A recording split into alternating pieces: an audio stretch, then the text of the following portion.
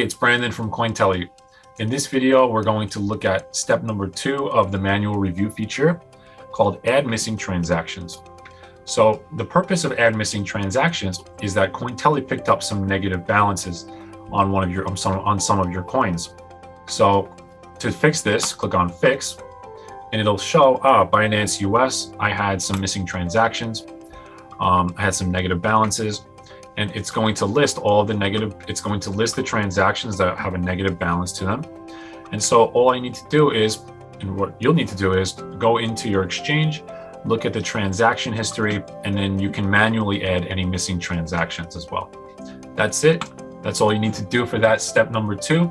I hope this video is helpful. In the third video, we're going to look at how to classify our transfers, and I'll explain what that is in the next video. Thank you, and I'll see you next time.